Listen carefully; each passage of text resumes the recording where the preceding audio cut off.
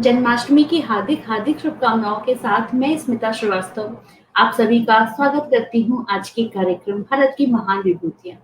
भारत की महान विभूतियों में वर्तमान में अभी श्रृंखला चल रही है भगवान श्री कृष्ण पे और आज उनका ही जन्मोत्सव है जो कि पूरे विश्व में धूमधाम से मनाया जाता है और भारत के मथुरा वृंदावन की तो क्या ही बात। हर मंदिर आज खूब अच्छे से सजा हुआ है और बहुत सारी ऐसी भी बातें होती हैं, सभी लोग हर्षोल्लास के साथ मनाते हैं। तो चलिए आज इसी विषय पे कुछ और बातें, कुछ और ऐसी रोचक जानकारियां जो शायद अभी तक हमें ना पता हो, तो उनके बारे में भी हम जानते हैं और इन जानकारियों के लिए हमारे साथ यहाँ पे उपस्थित हैं डॉक्टर रमेश कृष्ण जी। सादर प्रणाम गुरु जी। जन्माष्टमी की हार्दिक हार्दिक शुभकामनाएं आपको भी।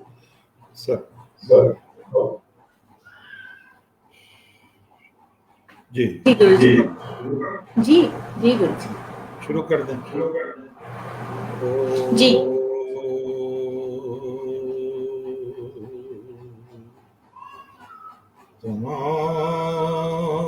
तमादिदेवा पुरुषा पुराणस्तमास विश्वस्य परं निधानम् वेत्तासि वेद्यम् ॐ परं च धाम ॐ वसुदेवसुतं देवं कंस चाणूरमर्दनम्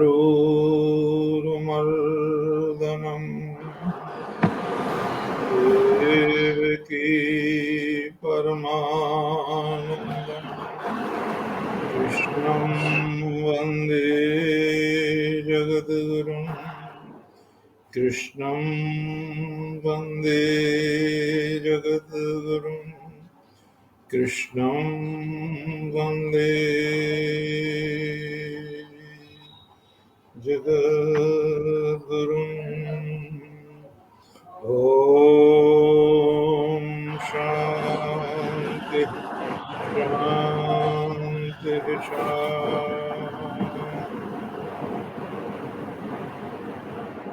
क्या शोर है ये पता नहीं। ओ आदरणीय स्मिता जी, मातृशक्ति, धर्म और समाज के प्रति समर्पित महानुभाव, प्यारे बच्चों, आज भगवान श्री कृष्ण का प्राकट्य उत्सव है, श्री कृष्ण जन्माष्टमी।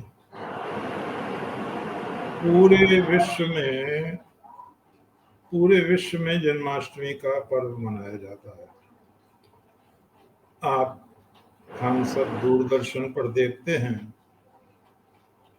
कि संसार में किसी भी महापुरुष का जन्मोत्सव इतनी धूमधाम से नहीं मनाया जाता जितना भगवान श्री कृष्ण का।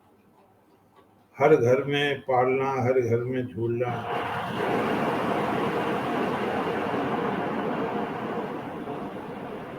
हर घर में सजावट, जैसे अपने ही घर में बालक उत्पन्न हो रहा हो। ये काय की आवाज आती है बार बार, बड़ी विकट आवाज आ रही है। तो इतना उत्साह, इतना जोश किसी भी महापुरुष का जन्मदिन नहीं मनाया जाता और बहुत दिन पहले से तैयारियां होती हैं। यहाँ तक के आर्य समाज जो श्री कृष्ण को अवतार नहीं मानता, वो भी इस उत्सव को वेद प्रचार सप्ताह के रूप में मनाता है 7 दिन तक।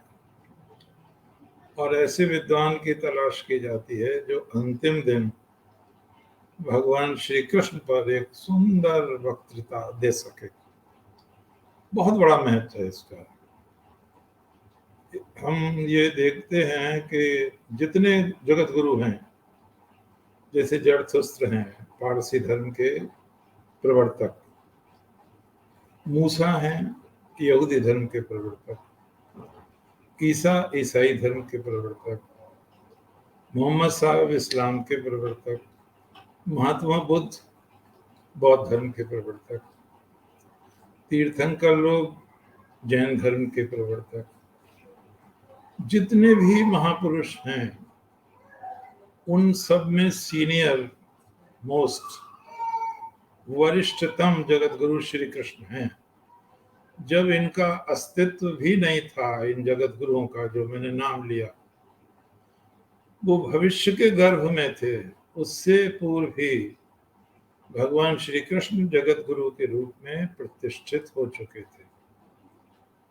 स्वामी विवेकानंद जी ने कहा है भगवान श्री कृष्ण के विषय में, his were the first heart, उन्हीं का प्रथम हृदय था, that was large enough to see truth and all, जो सब में और प्रत्येक में सत्य को देख सकने की क्षमता रखता था। हिज द फर्स्ट लिप्स, सबसे पहले भगवान श्याम सुंदर मोहन श्री कृष्ण के वो सुंदर पवित्र ओष्ठ थे जिनसे सत्यम शिवम सुंदरम से समन्वित वाणी प्रस्फुटित हुई। अन्यत्र कहा है महात्मा बुद्ध से भी पूर्व भगवान श्री कृष्ण वो महाभाग हैं जिन्होंने धर्म के द्वार सभी के लिए खोल दिए थे। वो इतने उदार हैं, उन्होंने कहा है जो भी मनुष्य जिस रूप में भी पूजा कर रहा है वो मेरी ही कर रहा है।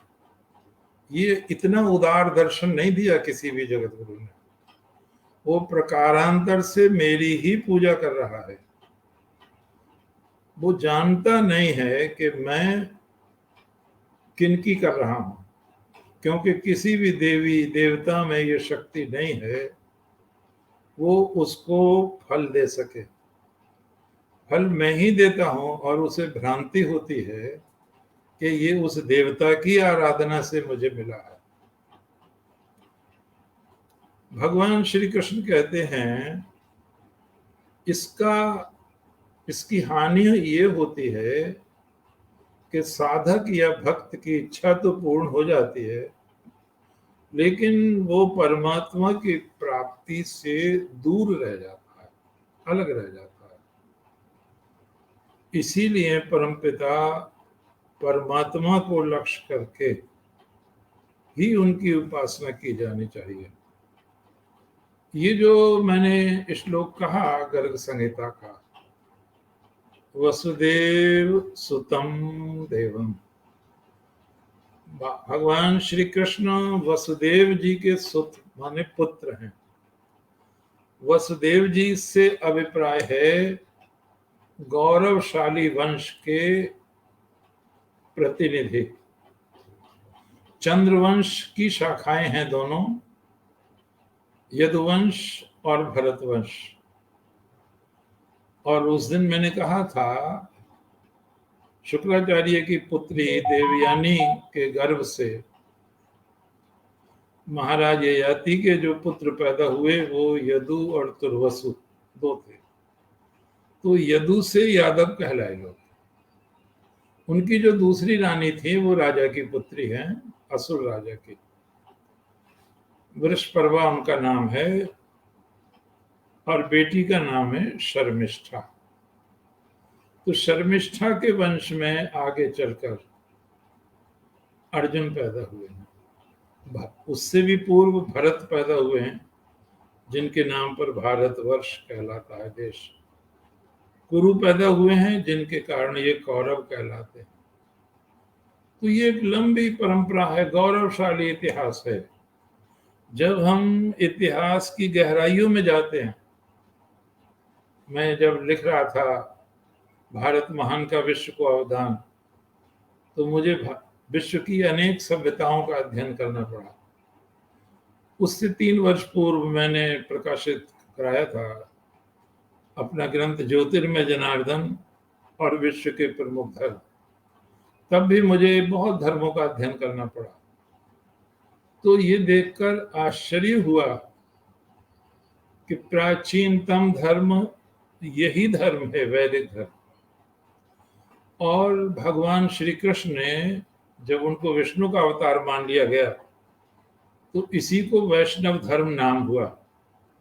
भगवान की परंपरा जो है, शाखा यदुवंश की, वो वृष्णि है, पीछे जिक्र आया। तो इसको श्री कृष्ण को वार्ष्णेय कहते हैं, और सत्वत एक राजा हुए हैं इनके वंश में, तो उस धर्म को सात्वत धर्म भी कहते हैं।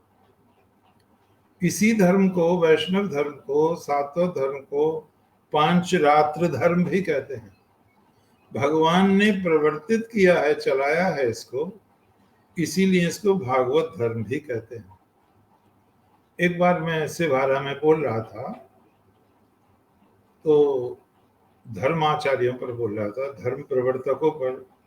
तो बाद में एक सज्जन आए, बहुत अच्छे लगे मुझे वो। उन्होंने कहा था, आपने भगवान राम का नाम नहीं लिया। तो मैंने बहुत शिष्टाचार से, शालीनता से उनसे कहा, आपकी बात अपनी जगह सही है, जिज्ञासा है आपकी, लेकिन भगवान राम ने कोई धर्म स्थापित नहीं किया। पहले से स्थापित मूल्यों की रक्षा की है उन्होंने। भगवान श्री कृष्ण ने पहले से स्थापित जिन मूल्यों में गिरावट आ गई थी, उनको हटाया है, नया मार्ग प्रशस्त किया है उन्होंने, और उन्होंने ही नया धर्म चलाया है। ये वैदिक धर्म का दूसरा रूप कहलाएगा वैष्णव धर्म, भागवत धर्म, पांचरात्र, सात्वत धर्म, अनेक नाम है इसके। तो श्री कृष्ण धर्म प्रवर्तक भी हैं। ये चीज भी हमें ध्यान रखनी चाहिए कि गौरवशाली वंश परंपरा के व्यक्ति हैं। चंद्रवंश की ये शाखाएं हैं दोनों, और इसका कितना गौरव है, इससे थोड़ा अनुमान लगाएं। विश्वामित्र जी महाराज गायत्री मंत्र के दृष्टा हैं, वो चंद्रवंशी हैं। सतियों में शिरोमणि अनसुईया जी हैं, और उनके पति अत्रि हैं, ये चंद्रवंश के प्रवर्तक हैं। इतना बड़ा अवदान। इसके अतिरिक्त हम देखें, इसी चंद्रवंश में भरत नामक राजा हुए, जिन्होंने 133 अश्वमेध यज्ञ किए, किसी ने नहीं किए थे इतने पहले। और आया है इतरे ब्राह्मण में, जिस तरह भूमि पर खड़ा होने वाला व्यक्ति हाथ की उंगलियों से चंद्रमा का स्पर्श नहीं कर सकता, उसी प्रकार से धरती का कोई भी व्यक्ति चक्रवर्ती सम्राट भरत की समता नहीं कर सकता। इससे ज्यादा क्या होगा, उन्हीं के नाम पर देश का नाम भारतवर्ष है, संतति का नाम भारतीय है, और जो हमारी संस्कृति का विश्वकोश है महाभारत, उसके महानायक चंद्रवंश के ही लोग हैं। ये विश्वकोश है, 5वां वेद कहलाता है। सम्राट भरत को इसका श्रेय जाता है। एक और उपलब्धि है, कभी आपने विचार किया हो, नाटक जो लिखा है उपजीव्य तो महाभारत है, महाभारत से कथा ली है महाकवि कालिदास ने। अभिज्ञान शाकुंतलम, अभिज्ञान माने पहचान, अंगूठी से मतलब है। अभिज्ञान शाकुंतलम विश्व का सर्वश्रेष्ठ नाटक है, और जर्मन फिलोसोफर गेटे ने उसको स्वर्ग और धरा का सम्मिलन कहा है, जहां धरती और आकाश मिलते हैं आपस में, जहां प्रेम और शौर्य मिलते हैं। अद्भुत, ऐसा नाटक नहीं लिखा गया। तो संसार का सर्वश्रेष्ठ नाटक भी चंद्रवंश की भरत शाखा के नाम पर ही है, सम्राट भरत की माता के नाम पर है सर्वश्रेष्ठ नाटक। सर्वश्रेष्ठ महाकाव्य जो मैंने अभी कहा, जो पूर्ण प्रतिनिधित्व करता है, विश्वकोश है हमारी संस्कृति का, महाभारत, उसके भी महानायक सम्राट भरत और उनकी वंश परंपरा है। और द्वापर में उसके महानायक पांडवों को भी एक और हटाकर भगवान श्री कृष्ण है, प्रतिपाद्य हैं वो महाभारत के।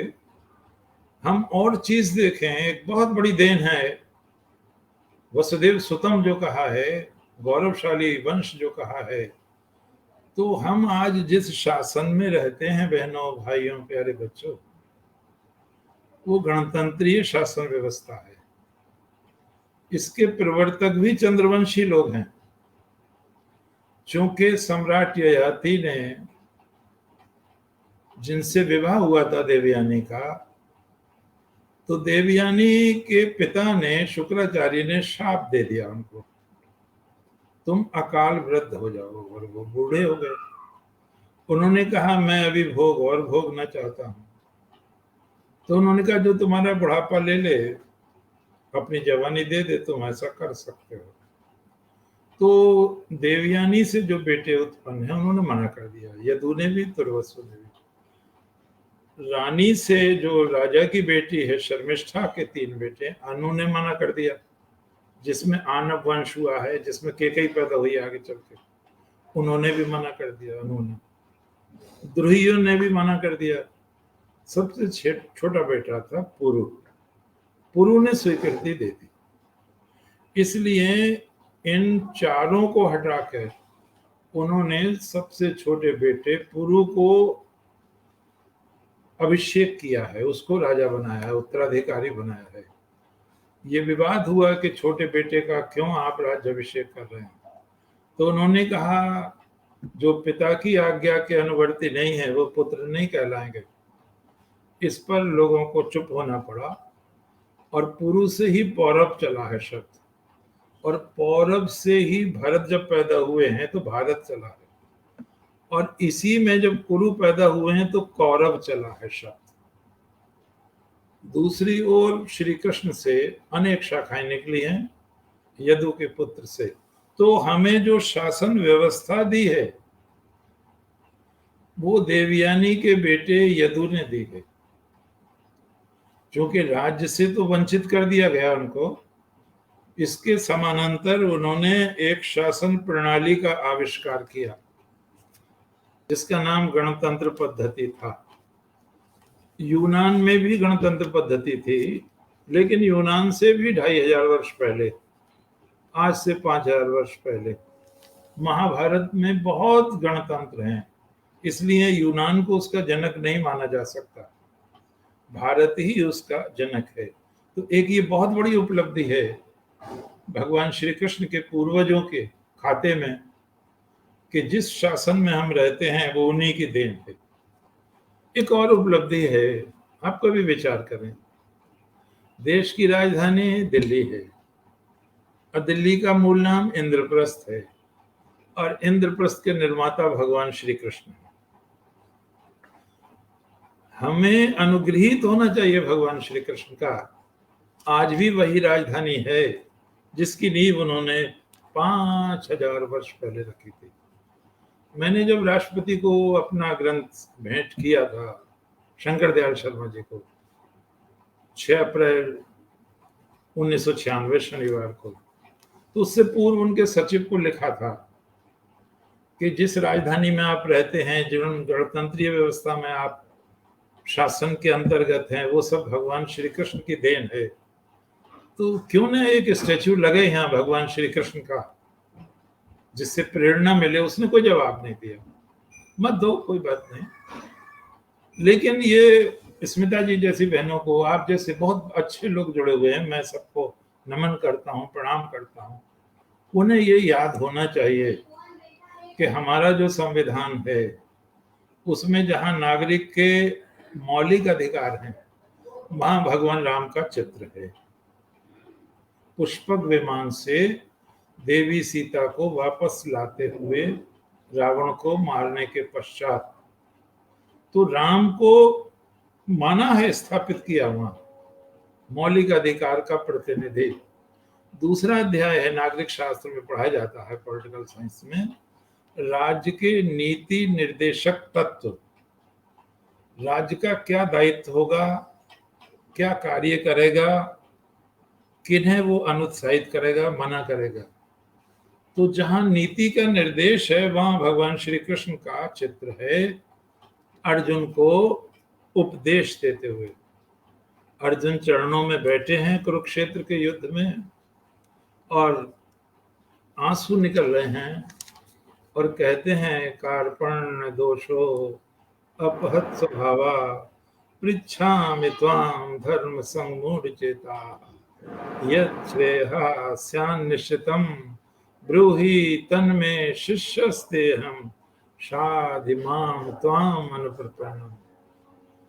कायरता से मेरा स्वभाव नष्ट हो गया है, मैं सम्मूढ़ हो गया हूं, किम कर्तव्य मूढ़ हो गया हूं, क्या करना चाहिए क्या नहीं करना चाहिए,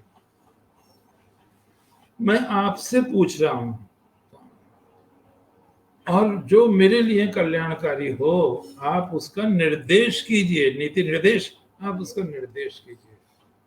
शिष्य ते अहम, मैं आपका शिष्य हूं। करिष्ये वचनम तब, मैं आपकी आज्ञा का पालन करूंगा। तो संविधान का जो दूसरा अध्याय है, नीति निर्देशक तत्व, वो भगवान श्री कृष्ण को समर्पित है।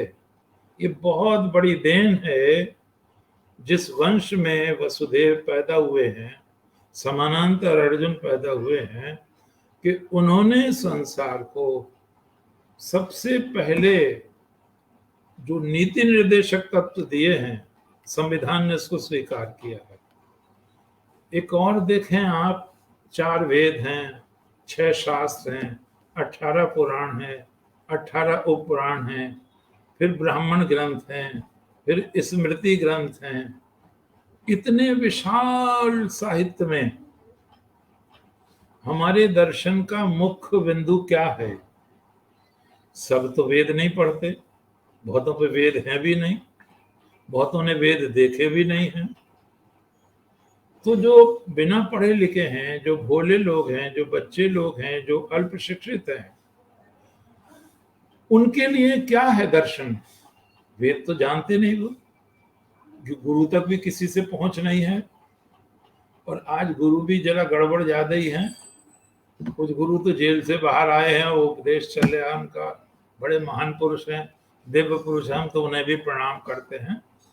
तो आज गुरु का भी मिलना बड़ा कठिन है। तो उनके लिए क्या सुझाव है? तो उनके लिए श्री भगवान ने दर्शन दिया है, जिसको हम गीता कहते हैं, बहुत सरल शब्दों में, 18 अध्याय में, 700 श्लोकों में।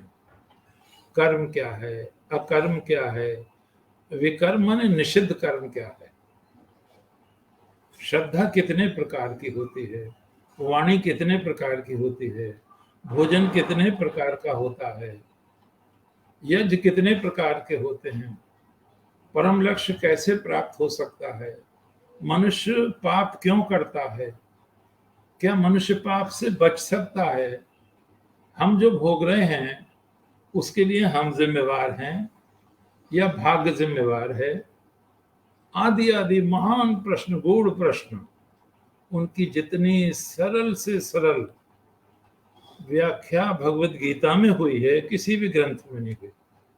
एक और विशेषता है भगवान के दर्शन की, और डॉक्टर वासुदेव शांतवाल ने उसको बहुत प्यारे ढंग से कहा है कि जिसने सृष्टि बनाई है वो ईश्वर हमारे सामने आ जाए, और हम जो तड़प रहे हैं, भोग रहे हैं, बंधन में पड़े हैं, हम उस परमात्मा से कुछ प्रश्न करें,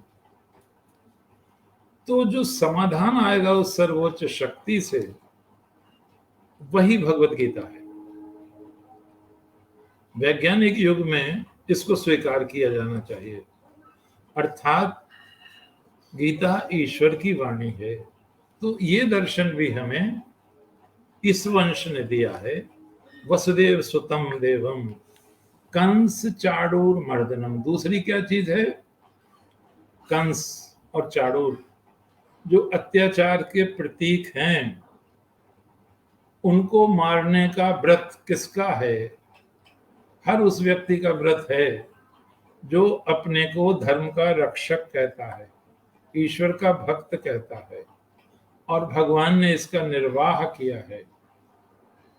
आगे फिर कहते हैं वसुदेव सुतम देवम कंस चाणूर मर्दनम देवकी परमानंदम।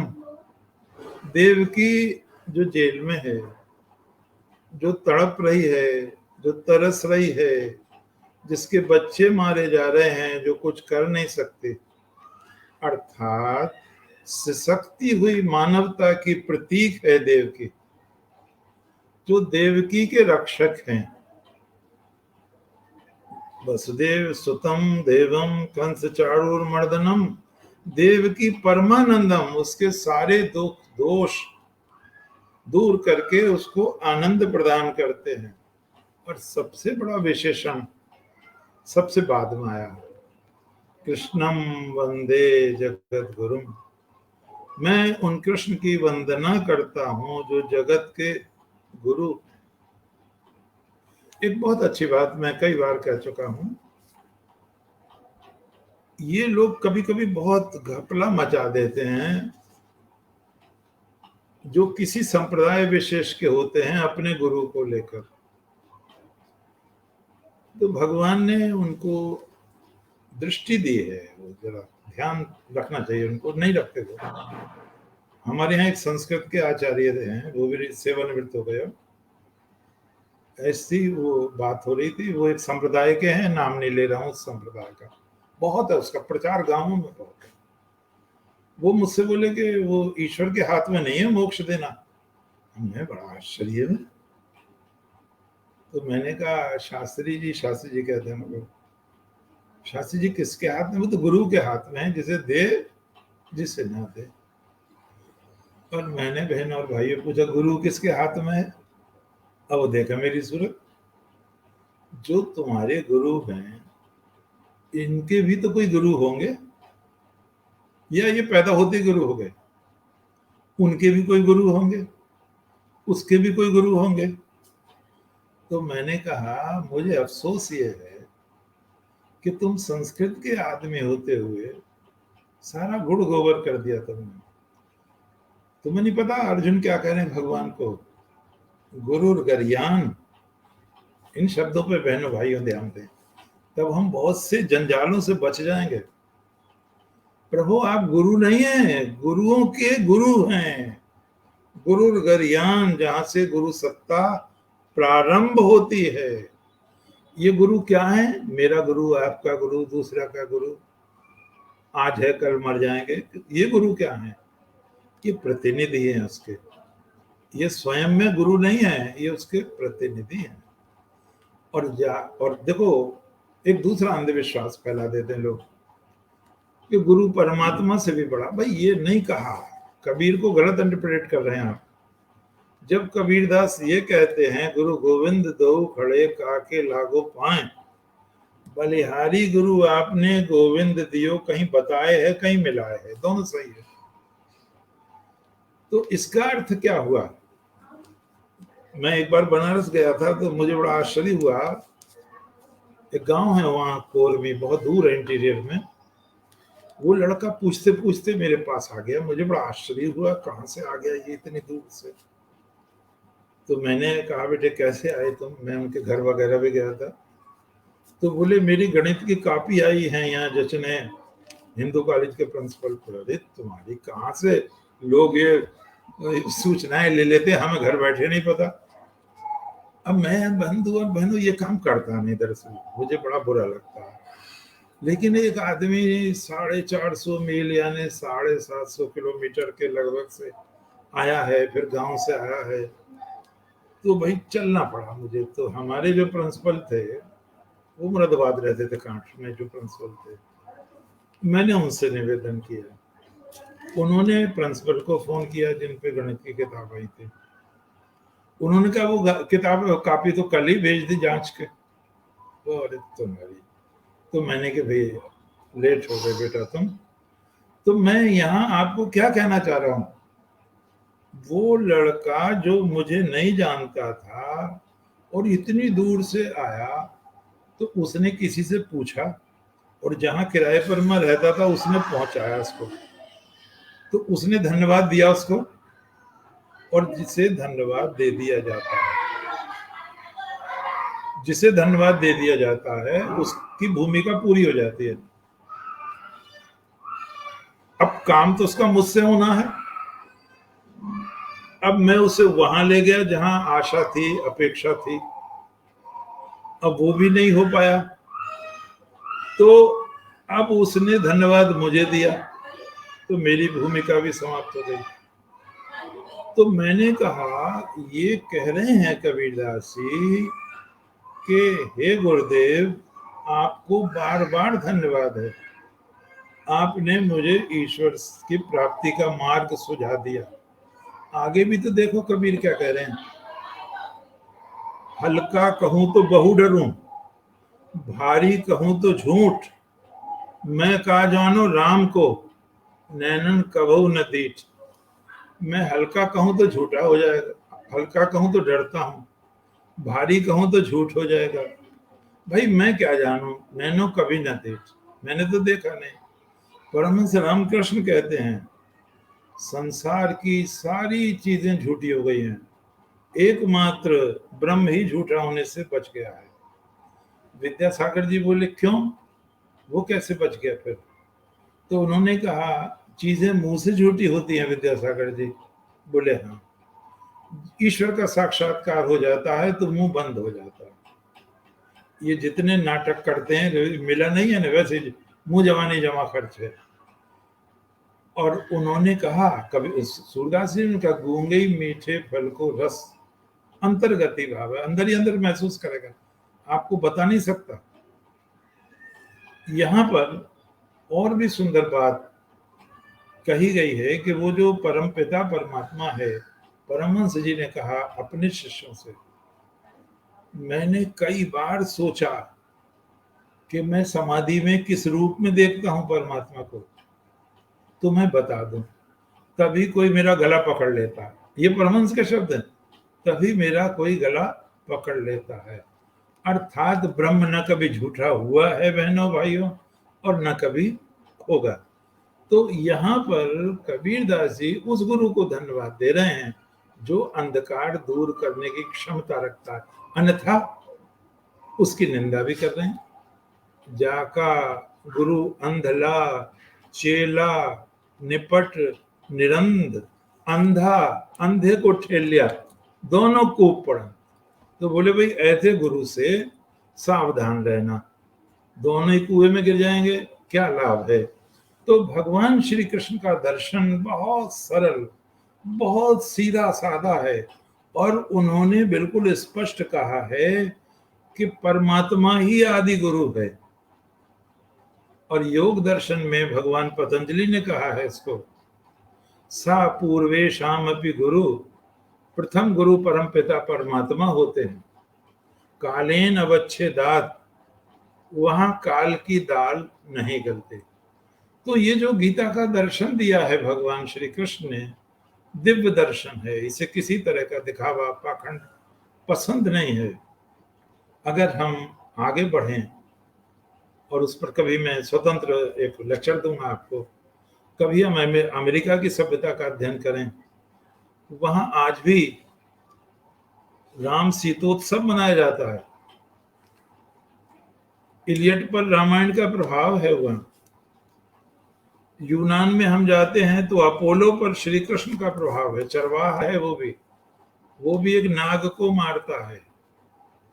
हम जावा में जाएं, सुमात्रा में जाएं, कंबोडिया में जाएं, जहां जहां भी जाएंगे, बर्मा में, चंपा में, चीन में, जापान में, सर्वत्र आपको श्री कृष्ण की संस्कृति मिलेगी वह।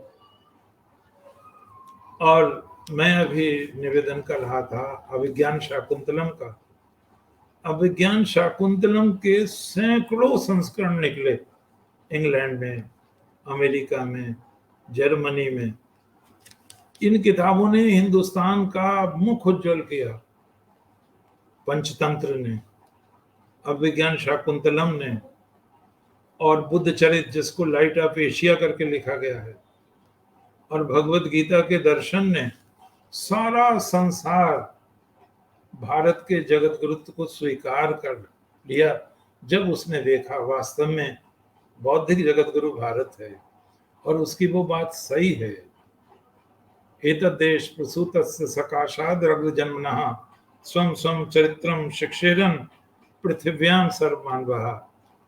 तो हम ऐसे भगवान श्री कृष्ण का स्मरण कर रहे हैं जिनका प्राकट्य सुंदर है, जिनका बचपन लीलामय है, जिनकी किशोर अवस्था क्रांतिकारी है, जिनकी युवावस्था निष्काम कर्मयोग का विराट आयोजन है, जिनका प्रत्येक पल राष्ट्र को, धर्म को समर्पित है, जो 6 दिन में पूतना का वध कर देते हैं और 3 महीने में जो शक्टासुर को हटा देते हैं, नष्ट कर देते हैं, 1 वर्ष में जो तृणावर्त का वध कर देते हैं, अधासुर, धेनुकासुर, वत्सासुर, कितने ही असुरों को यम लोग पठा देते हैं, यमुना के जल को दूषित करने वाले कालिए का दमन कर देते हैं, प्रतिपल प्रतिदिन नया इतिहास लिखते हैं। वन में आग लग जाती है, गाय बेचैन हो जाती है, भगवान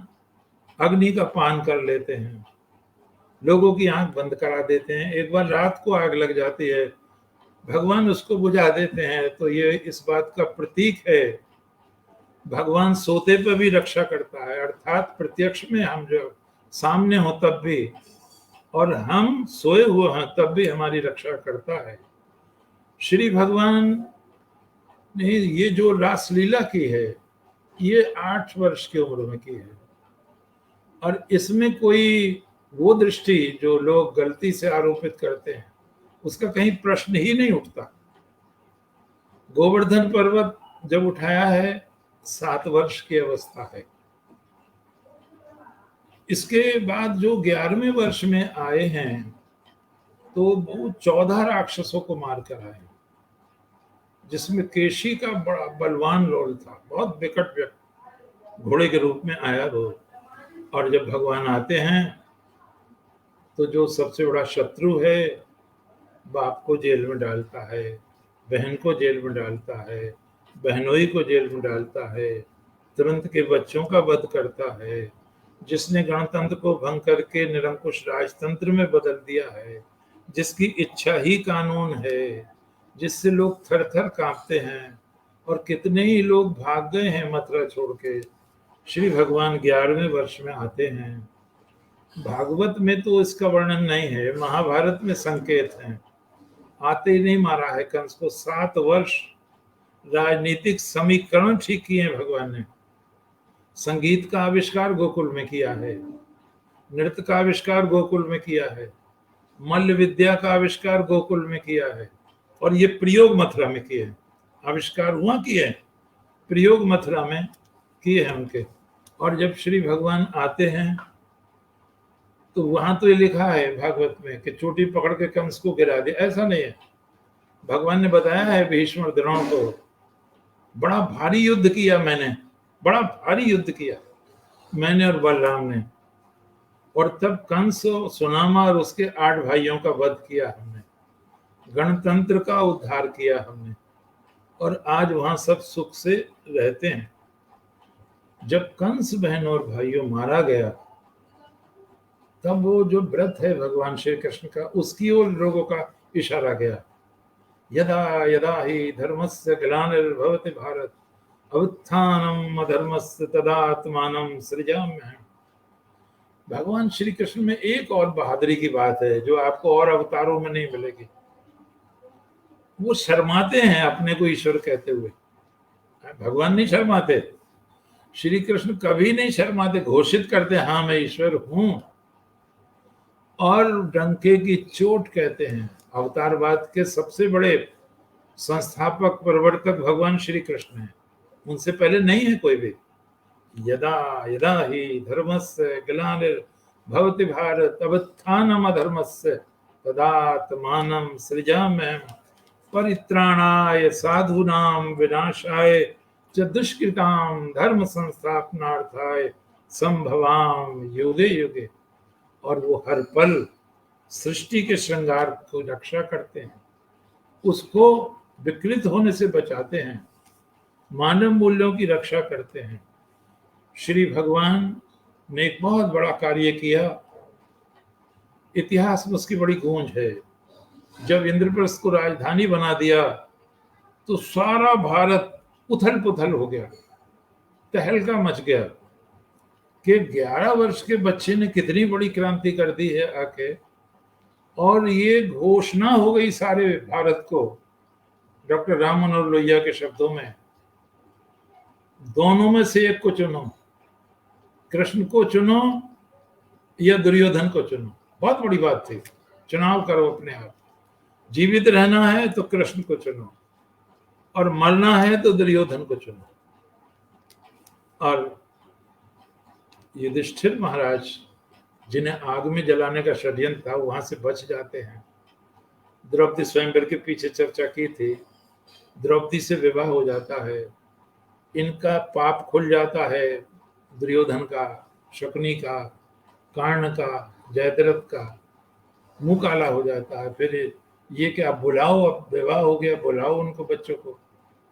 तो ऊपर के मन से धृतराष्ट्र बुलाते हैं उनको, फिर कहते भाई आधा राज दे दो, और वो जंगल दे दिया। वहाँ आदिवासी लोग रहते थे, आज की भाषा में जिसे आप कह सकते जलायन पेशा, घोर वन जंगल भी था, वहां पर दे दिया उसको। अपने पुरुषार्थ से श्री भगवान ने उसको एक नवीन राजनाथी के रूप में बहुत सुंदर ढंग से उसका निर्माण कराया। कितने सुंदर भवन होंगे, जल में थल नजर आता था, थल में जल नजर आते थे, खिले हुए फूल नजर आते थे, बावड़ी नजर आती थी, अद्भुत चीजें थी। उसके बाद में कंस जरासंध को मारने के बाद दिग्विजय होती है। दिग्विजय के बाद हम आपको ले चलते हैं बहुत अच्छे दृश्य में, आप उसका आनंद लीजिए। युधिष्ठिर का राज से यज्ञ है, भारत के नहीं, बृहत्तर भारत के, भारत से बाहर के भी तमाम राजा लोग आए हैं,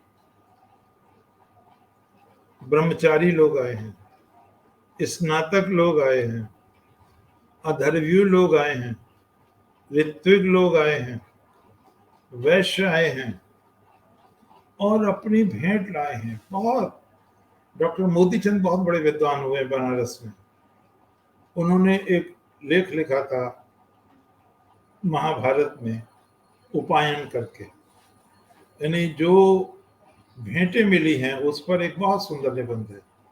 उससे तत्कालीन भारत की मालदारी झलकती है। और लगे हाथ ये भी कह दें कि अवतार भी कोई कृष्ण से मालदार नहीं है। किसी के भी इतने मन दूध से, इतने मन शहद से, इतने मन घी से, इतने मन दही से अभिषेक नहीं होता, बहुत मालदार हैं। और मैंने एक उनका सुनाया था व्यंग आपको, वो कहने लगे राम मनोहर लोहिया, गंदा है थोड़ा वृंदावन, अब तो पता नहीं, मैंने देखा नहीं, गंदा ही था, सुअर उअर मारे फिरते थे, लेट्रिन वेट्रिन उनके। तो वो बोले बड़ा अभिमान करते हो 3 लोग से मथुरा नहीं, अरे इतनी गंदी जगह ही है। तो पंडा जो दिखा रहा था उनको गाइड, वो घबरा गया, बोले महाराज आप कहाँ के हैं? तो ऐंठ के बोले मैं राम की अयोध्या का हूँ। उनका फैजाबाद जिला था। पंडित ने कहा था राम और कृष्ण तो एक ही माया है। तो खुद लिखा लोहिया जी ने, कृष्ण नामक निबंध है 17 पृष्ठ का, बड़ा गजब का। बोले लेकिन मेरी जब छेड़छाड़ चलती रही तो पंडित ने मुझसे कहा नेताजी हमारी बात सुनो, हमारा ब्रजवासियों का नेह तो माखन मिश्री वाले कन्हैया में लगा है, सत्तू खाने वाले राम से कैसे लग जाएगा? और लोहिया ने कहा मेरा मुंह बंद हो गया भैया, क्योंकि कोई बुरा ना माने, जितना पूरब में चले विद्वता बढ़ती है लेकिन गरीबी भी बढ़ती है। जितना आप पश्चिम को चलेंगे उतनी मालदारी आपके बरेली से मुरादाबाद मालदार है, मुरादाबाद से बिजनौर मालदार है, बिजनौर से आप आगे चले मुजफ्फरनगर मेरठ मालदार है, उससे हरियाणा ज्यादा मालदार है, हरियाणा से पंजाब ज्यादा मालदार है। तो उसने कहा कन्हैया 2 मीठे शब्द बोलना सिखा गया है और हमारा ने तो माखन मिश्री वाले कन्हैया को छोड़ के और किसी को स्वीकार करता नहीं। तो यहाँ पर आप दर्शन करें, भगवान आए हैं युधिष्ठिर के राजस्व सभा में, सारा बाजार भर गया है, सारे रास्ते भर गए हैं, छज्जों पर स्त्रियां बच्चे सारे के सारे। एक बड़ा आश्चर्य है, आदमी तो वहां कितने आते होंगे, लेकिन कभी इतनी भीड़ नहीं होती थी। मैं कभी कभी सोचता हूँ क्या आकर्षण था, आप भी विचार करें क्या आकर्षण था। तो उसकी सनद मिल जाती है हमें, जब हम ढूंढते हैं क्या आकर्षण था तो उसकी सनद मिलती है हमें। लोकमान्य तिलक को जब जेल से छूटे थे तो बड़ा भारी जुलूस निकला और विद्यालय के प्रोफेसर और स्टूडेंट्स ने घोड़े हटा के रथ में जुते थे वो लोकमान्य तिलक के। स्वामी विवेकानंद जब लौटे थे तो रामनद के महाराजा सेतुपति महाराज ने उस रथ पे जब स्वामी जी बैठ गए तो घोड़े हटा के राज परिवार ने रथ खींचा है। 50 स्वागत द्वार बनाए गए थे, जगह जगह गंगा जल छिड़का जा रहा था, पुष्पों की वर्षा हो रही थी, मालाओं की वर्षा हो रही थी, नारे लग रहे थे। वो ट्रेन जो थारो ट्रेन थी एक्सप्रेस, एक गांव वाले लोग इकट्ठे होकर पटरी पे लेट गए, वो ड्राइवर की निगाह चली गई, उसने डेढ़ स्लो करी, स्वामी जी को उतरना पड़ा और रेल की छत पे चढ़ के उनका अभिवादन स्वीकार करना पड़ा। तो ये इस बात के प्रमाण हैं, अगर आपने धर्म के लिए कुछ किया है, आपने राष्ट्र के लिए कुछ किया है, आपने काल के भाल पर अपने हस्ताक्षर किए हैं, तो जनता आपको सिर पर बैठाएगी। किन भगवान कृष्ण का अभिनंदन करने जा रही है जनता, ध्यान रखें, जिन्होंने पूतना का वध किया है, जो बच्चों को मार देती है, जो जल को दूषित करते हैं, उस कालिए का दमन किया है, उस कंस को मारा है जो माँ बाप भाई बहन बच्चों में कोई भेद नहीं देखता, अंधा हो गया है राजमत में। कैसा होगा वो, यश पहुंचता है भगवान का, कैसे होंगे वो, और वो रूप साकार होने लगता है। मल्ला नाम मशन नाम नरवरा स्त्री नाम स्मरो मूर्तिमान गोपा नाम सजनो असताम शितिभुजाम शास्ता सुपित्रो मृत्योर भोज पतेर विराट विदुषाम तत्वम परम योगी नाम वृष्णाम पर देवतेति रंगम गतः साग्रजः। व्यक्ति नहीं आ रहा है प्यारे बच्चों, प्यारी बहनों, आदरणीय बंधुओं, व्यक्ति नहीं आ रहा है, समग्र मानवता का रक्षक आ रहा है। मल्ला नाम अशनि, जिसकी भुजाएं वज्र की हैं, जिसके सीने में वज्र है, जो पहाड़ को चूर चूर कर देता है, वो महावीर आ रहा है। और कौन आ रहा है? मल्ला नाम अशनि निर्नाम नरवरा, मनुष्यों का जन्मजात सम्राट आ रहा है, बॉर्न किंग आ रहा है, जिसको किसी अभिषेक की आवश्यकता नहीं है। तो क्या कहा? मल्ला नाम नाम नरवरा स्त्री नाम स्मरो मूर्तिमान। कामदेव की पूजा होती थी, कामदेव के कई त्योहार मनाए जाते थे, स्त्री पुरुष नाचते थे, गाते थे। स्वामी विवेकानंद ने कहा वो सब श्री कृष्ण लील गए, उसको निगल गए, कामदेव की पूजा श्री कृष्ण पे समाहित हो गई और वो त्योहार ही बंद हो गया श्री कृष्ण की वजह से। श्री कृष्ण कामदेव से भी सुंदर थे। तो स्त्रियों को कैसे लगे, जवान बेटियों को कैसे लगे, इस मरो धरती पर साक्षात कामदेव आ गए हैं, और कैसे लगे। और वो कहते हैं मल्ला नाम अश्न नाम नरवरा स्त्री नाम सुनो मूर्ति गोपा नाम सजनो। जो भले लोग थे, गौ रक्षक लोग थे, गोपालक लोग थे, उन्हें वो अपने आत्मीय लगे, बहुत प्यारा बालक लगा उनको। और वो कहते हैं मृत्यु भोजपति, जो सबसे बड़ा राक्षस है, सबसे बड़ा दुष्ट है, जो भोजपति कंस है, उसको वो कैसे लगे साक्षात मृत्यु। काय व्यू रच दिया भगवान ने, वो दाएं देखता था कृष्ण, बाएं देखता था कृष्ण, ऊपर देखता था कृष्ण, सारा कृष्णमय हो गया। ये योग सिद्धि का प्रयोग है। जो भगवान ने किया है वहां कंस को मारते समय, तो वो कहते हैं मृत्यु और भोजपते अविराट विदुषाम, जो अज्ञानी लोग थे, अरे ये तो बच्चा है, इससे क्या खतरा है। तत्वम परम योगी नाम, योगियों को वो परम तत्व परमात्मा के रूप में दृष्टिगोचर हो रहे हैं। वृष्णि नाम पर देवते थी, वृष्णि लोग जो उनके अपने खानदानी हैं, उनके लिए वो परम उद्धारक देवता नजर आ रहे हैं। वृष्णाम पर देवते थी, रंगम गतः साग्र जहा। तो ये सब सुना था बहनों और भाइयों, हस्तिनापुर की बहनों ने, भाइयों ने, माताओं ने, बच्चों ने, पूर्वजों ने, और वो कृष्ण आ रहे हैं जिनके विषय में आज सुन रहे हैं। आदमी बहनों बाद में जाता है, यश पहले जाता है। ऐश्वर्य समग्र धर्मस्य यशसा श्रेया ज्ञान वैराग्य शिव। थोड़ा भाषण बड़ा हो जाएगा थोड़ा सा। ऐश्वर्य समग्र धर्म से यशसा श्रेया ज्ञान वैराग्य शिव शरणम भगितीर्णा। मनुष्य बाद में जाएगा, पहले यश जाएगा, ऐश्वर्य जाएगा, धर्म जाएगा, श्री जाएगी। तो सारा हस्तिनापुर, सारा गांव, सारी सड़कें किसके अवलोकन के लिए लालायित हैं?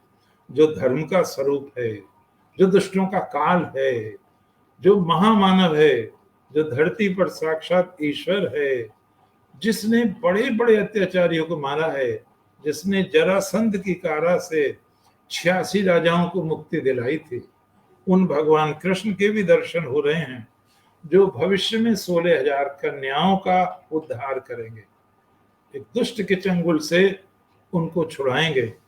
तो भगवान आते हैं और भीष्म पितामह, धृतराष्ट्र, युधिष्ठिर खड़े होते हैं, सब भगवान के आने पर स्वागत करते हैं। भीष्म पितामह के शब्द देखें। भीष्म पितामह कहते हैं, भगवान श्री कृष्ण के आने से ये सारी सभा आह्लादित हो गई है, जैसे अंधकार में सूर्य निकल आया है। सारी सभा वायु वेग से संचारित हो गई है। जहां हवा नहीं हो, दम घुट रहा हो, वहां हवा के नए झोंके आ रहे हों।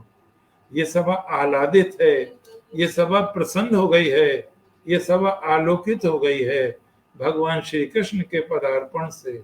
और ध्यान रहे, भगवान श्री कृष्ण हैं, भगवान श्री कृष्ण से एक पीढ़ी पहले धृतराष्ट्र हैं, धृतराष्ट्र से एक पीढ़ी पहले विचित्र वीर्य हैं जो मर गए हैं, उनसे एक पीढ़ी पहले वहां पर भीष्म हैं, उनसे एक पीढ़ी पहले भीष्म के चाचा जी बैठे हुए हैं वालिक। तो 5-5 पीढ़ी के लोग वहां पर इकट्ठे हैं। और भीष्म पितामह खड़े होकर कहते हैं युधिष्ठिर से, तात युधिष्ठिर। तात एक बहुत प्यारा शब्द है, जैसे आपके यहाँ डियर शब्द है।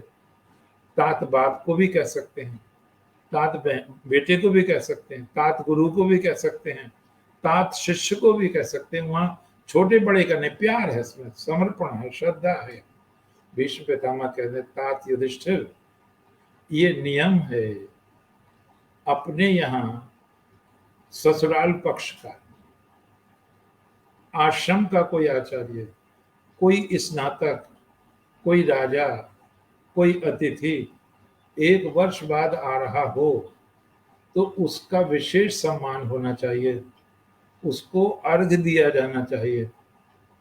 और तुम्हारे यहाँ तो भूमंडल भर के श्रेष्ठ पुरुष एकत्रित हैं, तुम्हें सभी की पूजा करनी है। युधिष्ठिर जो स्वयं धर्मराज हैं, धर्म के अवतार हैं, सत्यवादी हैं, जिन्हें ये यश प्राप्त है कि 1,97,29,49,122 वर्ष की संस्कृति की आयु में अकेले सशरीर स्वर्ग गए हैं। ऐसे महाराज युधिष्ठिर हाथ जोड़ के पितामह से पूछते हैं, उनके चरणों में निवेदन करते हैं। पितामह, सभा भरी हुई है वेद वेदताओं से, तत्व वेदताओं से, ब्रह्मचारियों से, उद्गाताओं से, स्नातकों से, राजाओं से, धन संपन्न वैश्यों से, श्रेष्ठ शूद्रों से। आप मुझे बताएं, आज्ञा दें, मुझे निर्देश दें, मैं कहां से शुरू करूं? सबसे पहले अर्घ किसे दिया जाए?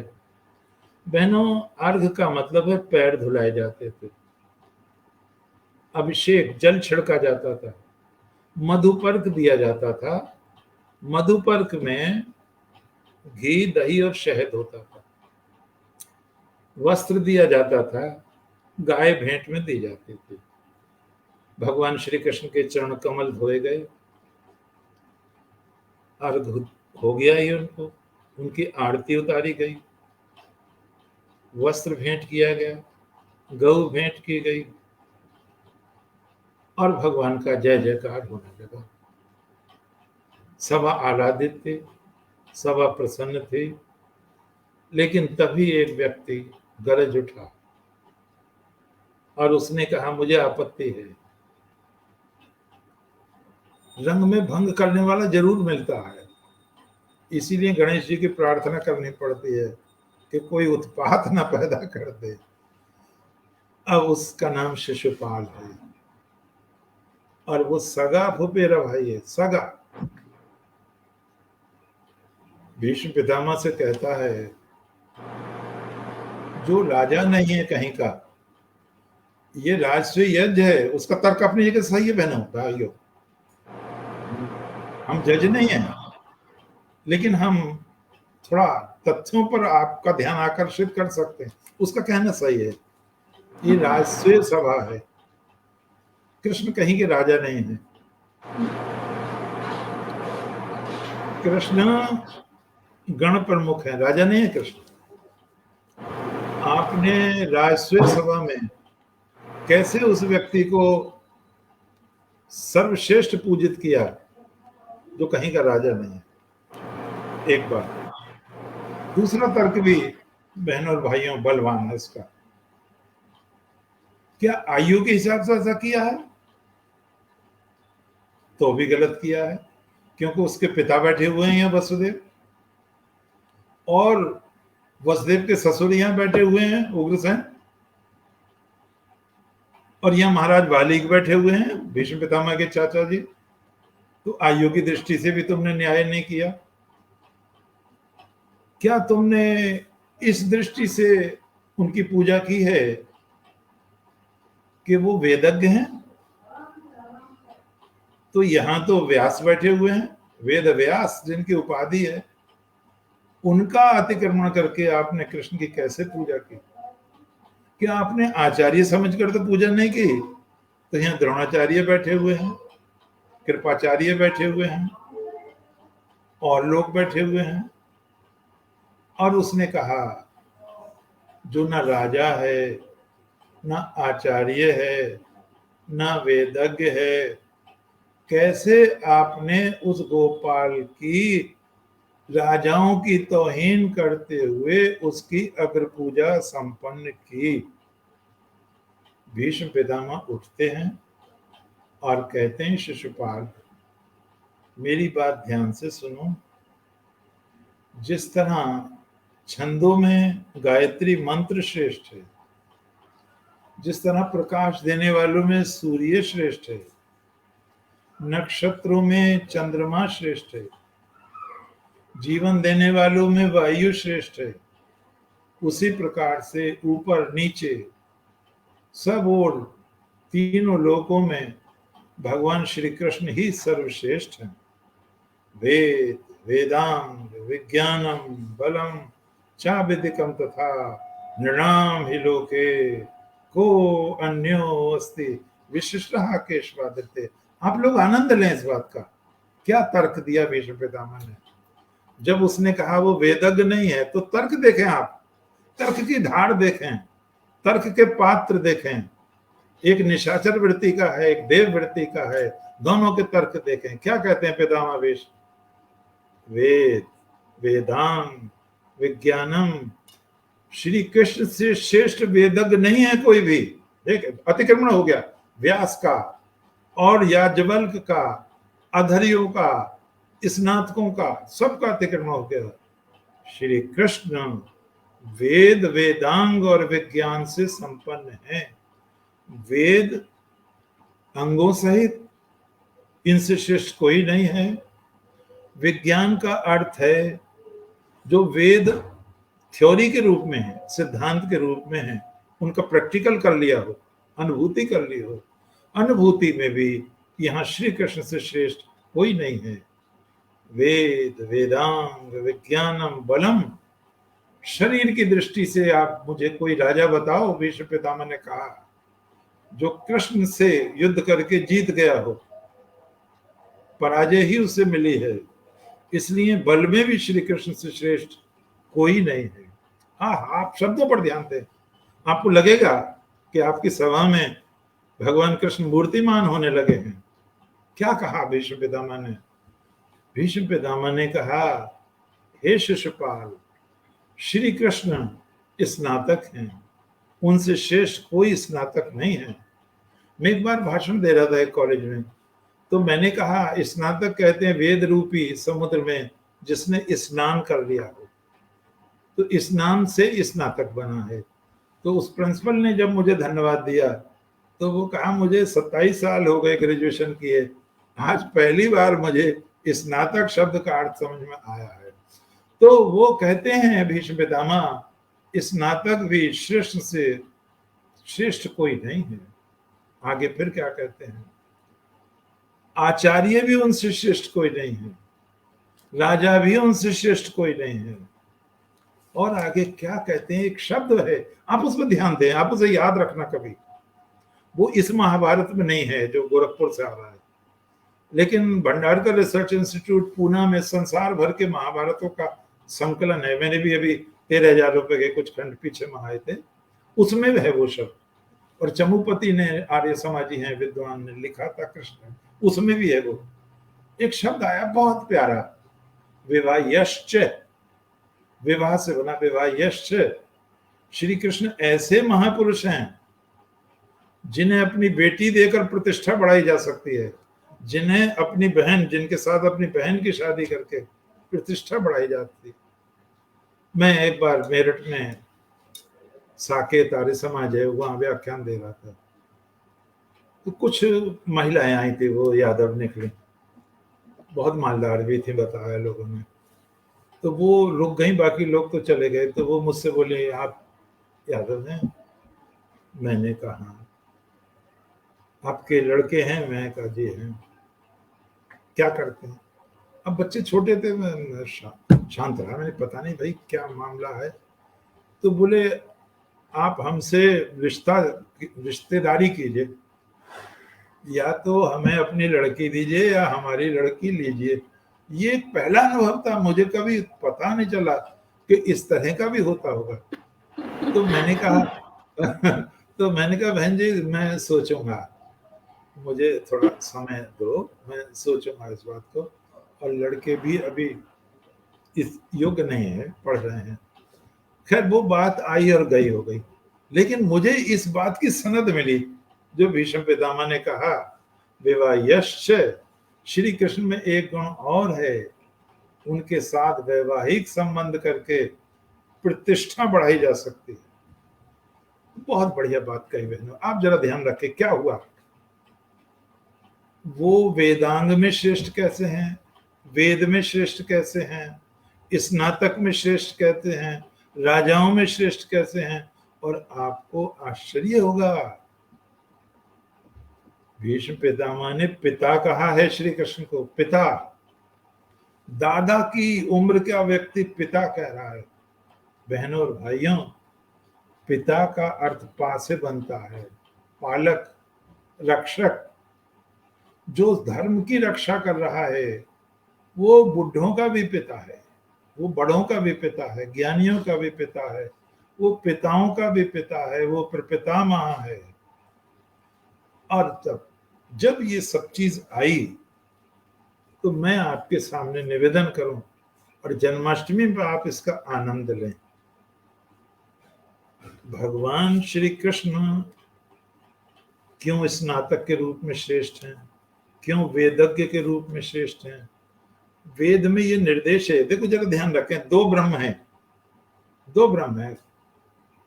मैं कभी भी बोलते समय उलझन में नहीं डालता किसी को। दो ब्रह्म हैं, शब्द ब्रह्म, पर ब्रह्म। शब्द ब्रह्म के द्वारा पर ब्रह्म को जाना जाता है।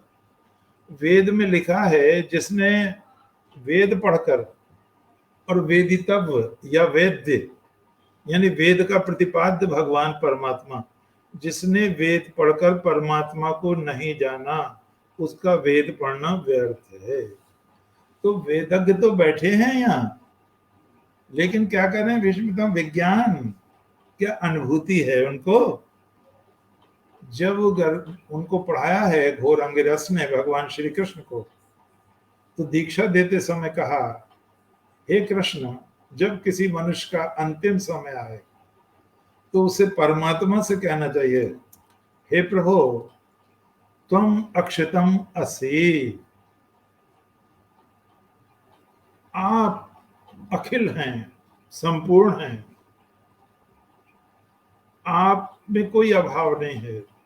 फिर कहना चाहिए त्वम अच्युतम असि, हे प्रभु आपका कभी स्खलन नहीं होता, आपकी कभी अवनति नहीं होती, सनातन है, अव्यय हैं, अक्षर हैं, परम ब्रह्म हैं, निधान हैं। और तीसरी बार कहना चाहिए, घोर अंगिरस कहते हैं, तुम प्राण संशितम असि, आप ही प्राणों को देने और रक्षा करने वाले हैं। और तब आता है बहनों, ये छांदोग्य उपनिषद का प्रकरण है, तब आता है श्री कृष्ण इस शिक्षा को पाकर अपिपास हो गए। अपिपास, प्यास समाप्त हो गई। प्यास क्या थी? ईश्वर को प्रत्यक्ष करने की। और ईश्वर प्रत्यक्ष हो गया। तो भीष्म पितामह ने क्या कहा बहनों? भीष्म पितामह ने कहा, वेदज्ञ तो हैं, लेकिन क्या उन्होंने प्राप्त कर लिया है? और ध्यान रखे, जिसने प्राप्त कर लिया है उसके लिए एक शब्द आता है, आप्त। आप्त, आप्त का अर्थ है जिसने ईश्वर को प्राप्त कर लिया है। दूसरी चीज, राजा भी बैठे हैं, ठीक है, भीष्म पितामह भी बैठे हैं, ये भी ठीक है, युधिष्ठिर भी बैठे हैं, ये भी ठीक है।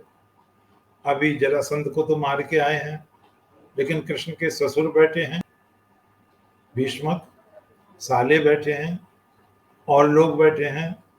प्रश्न उठता है, जब देवकी के बच्चे मारे जा रहे थे, बहुत ध्यान से समझे आप, जब देवकी के बच्चे मारे जा रहे थे तो भीष्म पितामह कहाँ थे? भीष्म पितामह की तो पौत्र वधू है कुंती। कुंती पांडु की पत्नी है और पांडु भीष्म पितामह के भतीजे हैं। प्रश्न हुआ, अंतरिक्ष में क्यों श्रेष्ठ है कृष्ण? जब कुंती के बच्चे मारे जा रहे थे और इनका भतीजा ब्याह है कुंती से, और वो सब कुंती के भाई के बच्चे हैं, तो भीष्म पितामह क्या कर रहे थे उस समय? इनके पास व्रत नहीं है वो जो कृष्ण के पास व्रत है। क्या व्रत है भगवान का? यदा यदा ही धर्मस्य ज्ञानिर्भवति भारत अवित्थानम अधर्मस्य तदा आत्मानं सृजाम्यहम्। जहां भी धर्म की हानि होगी मैं आऊंगा, मैं शत्रु का दमन करूंगा, सज्जन की मैं रक्षा करूंगा। ये व्रत नहीं था किसी के पास, भीष्म वगैरह, इसलिए छोटे पड़ते चले गए। किसी वेदज्ञ के पास नहीं था, किसी स्नातक के पास नहीं था। आप जरा ध्यान रखें, वही व्यक्ति अमर होता है बहनों जिसका व्रत होता है। जिसका व्रत नहीं होता वो कभी अमर। अरे हम और आप तो साधारण लोग हैं। आहार निद्रा भय मैथुनम च सामान्य मेतत् पशुभिः नराणाम धर्मो हि तेषाम अधिको विशेषो धर्मेण ही ना पशुभिः समाना। काल रूपी अश्व दौड़ा जा रहा है, वेद कहता है काल रूपी अश्व दौड़ा जा रहा है और वो संसार रूपी रथ को खींच रहा है। उसमें हजारों घोड़े हैं, लोग उस रथ पर चढ़ना चाहते हैं, अर्थात अमर होना चाहते हैं, लेकिन सफल नहीं होते। घोड़े से फिसल जाते हैं, पहिए के नीचे आ जाते हैं, कुचल जाते हैं, जीवन से हाथ धो बैठते हैं। कोई कोई एक, अपवेद कहता कोई कोई एक, कालो अश्वो बहती सप्तरश्मि सहस्राक्षो अजरो भूरि रेता तमारोहन्ति कवियो विपश्यतश्चक्रा भुवनानि विश्वा। दो लोग घोड़े पर चढ़ पाते हैं, दो लोग अमर हो पाते हैं। कौन? मनीषी, दूसरे कवि। अब आप में तो बहुत कवि हैं, आप तो हमारी समझो अपने को। इस्मती जी स्वयं कवि है, चातक जी कवि हैं, सेवक जी कवि हैं, औरों को मैं कम जानता हूं, मैं किसी को वो नहीं कह रहा हूं। आप तो कवि हैं, जहां न पहुंचे रवि वहां पहुंचे कवि। तो कवि अमर हो जाता है, कवि अमर हो जाता है। आप स्वयं अपने सामने देख लें, ये जो 1875 में लिखा गया है वंदे मातरम, ये कभी पुराना हुआ? नित्य नवीन है। ये 1900 कुछ में लिखा गया है जनगण मन अधिनायक, हमेशा नवीन के समान है। कितनी आरती हो जाए, जब तक ओम जय जगदीश हरे की नहीं होती तब तक अधूरापन रहता है।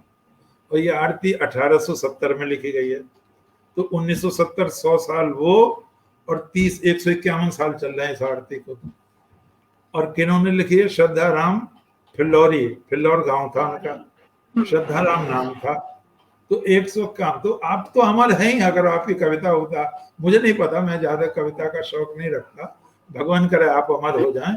तो वो यही कह रहा है, मंत्र यही कह रहा है कि इस पर या तो कवि चढ़ सकता है, काल पर हस्ताक्षर कर सकता है, अमर हो सकता है, या मनीषी।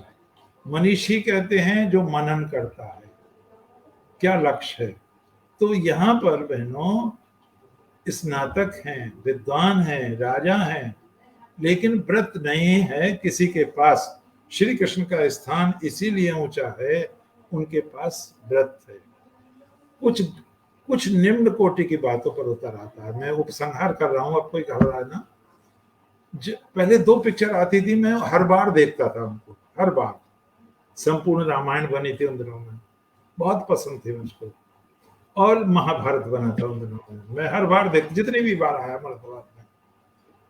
वैसे मैं ज्यादा पिक्चर नहीं देखता, कई बार तो मैं बीच में से उठाया। एक बार पिक्चर कोई आई थी, पता नहीं उसका नाम राजकुमार था क्या था, उसमें डाकू का रोल था। तो मेरे दिमाग में आया कि पैसे तो खराब हो ही गए, समय क्यों खराब कर रहे हो। तो मैं जब आया तो लोगों ने कहा आप कैसे आ गए। मैंने कहा 2 में से एक चीज तो खराब हो गई, अब समय क्यों खराब किया जाए।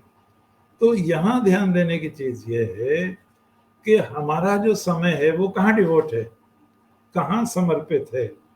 तो भगवान श्री कृष्ण अतिक्रमण करते हैं और वो बेवकूफी पर उतर आता है। जब वो पैदा हुआ उसके एक आंख और थी हम माथे को, 2 हाथ उसके सरप्लस थे, और उसे देखकर लोगों को डर भी लग रहा था, कुतूहल हो रहा था शिशुपाल को देखकर। और भगवान की बुआ का बेटा है, चेदीराज, जहाँ बुंदेलखंड है, यहाँ के ब्याही थी उनकी बुआ। तो वो जिसकी गोद में जाने से इसके अतिरिक्त अंग नष्ट हो जाएंगे, उसके द्वारा इसकी मृत्यु होगी। आते थे सब, गोद में लेते थे, कुछ भी नहीं होता था। बलराम ने भी लिया उसको गोद में, लेकिन जैसे ही श्री कृष्ण भगवान ने गोद लिया, उसका तीसरा नेत्र बंद हो गया, दोनों हाथ टूट के नीचे कहते हैं गिर पड़े। और बुआ रो रो। और भगवान की एक बार आंख खोली तो रात में भी रो रही थी बुआ। कोई माँ ये नहीं चाहती कि उसका बच्चा मर जाए। तो भगवान ने कहा बुआ क्यों रो रही हो। तो बोले ये तेरे हाथ से इसकी मृत्यु है। तू बोले सो जाओ बुआ। अब बोले मैं तब सो सकती हूँ जब तू मुझे वचन दे कि मैं इसे नहीं मारूंगा। बड़ी मुसीबत हो गई, यहाँ व्रत है मारने का दुष्ट को, और बुआ ये कह रहे थे मत मारना। तो श्री भगवान ने कहा, मध्य मार्ग निकाला, बीच का रास्ता। कुछ भैया तुम झुको, कुछ हम झुके, ऐसी ही लड़ाई तय होती है। तो भगवान ने कहा बुआ एक बात कर सकता हूं मैं, अगर इसकी मृत्यु मेरे ही हाथ लिखी है तो वो टल नहीं सकते। एक बात मैं कर सकता हूं, अभी तो ये बालक ही अबोध है, शिशु है, जब ये बड़ा हो जाए तो इससे ये समझाना कि मैं इसके जीवन में 100 अपराध क्षमा करूंगा। बुआ अगर ये वर्ष में एक अपराध करेगा तो 100 वर्ष जी लेगा, यही मानक आयु भी है। बुआ इस पे संतुष्ट हो गई, रोना उनका बंद हो गया।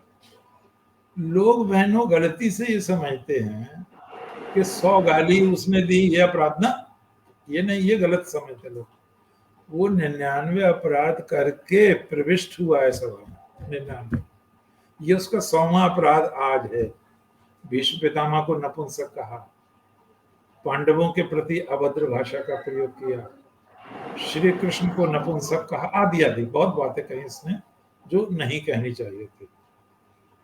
उनको गौ हत्यारा कहा कृष्ण को, क्योंकि एक बछड़ा मारा है भगवान ने। उसको उसने श्री कृष्ण को स्त्री हंता कहा, क्योंकि उन्होंने पूतना को मारा है, आदि आदि। और वो बहुत ज्यादा सस्ती भाषा पर उतरा है। और उस महाभारत में था ये दृश्य, मुझे बहुत अच्छा लगा, दिल पे लग गया मेरे। वो शिशुपाल अपनी सभा से ऊंचे पे बैठा था और नीचे आ गया उतर के, और उसने कहा श्री कृष्ण को चैलेंज करते हुए, चुनौती देते, इतने ऊंचे पर बैठा हुआ बातें बना रहा है, यहाँ आ नीचे तो मैं जानू तुझे, युद्ध कर मुझसे। तो आपको ध्यान होगा अभी भट्टाचार्य कृष्ण का अभिनय कर रहे थे, बहुत प्यारा अभिनय करते थे। तो अभी भट्टाचार्य कृष्ण बने हुए थे। उन्होंने कहा शिशुपाल, ये तो मेरी और तुम्हारी प्रकृति में मूल अंतर है, मैं इतना नीचे कैसे आ सकता हूं जितने नीचे तुम आ गए हो।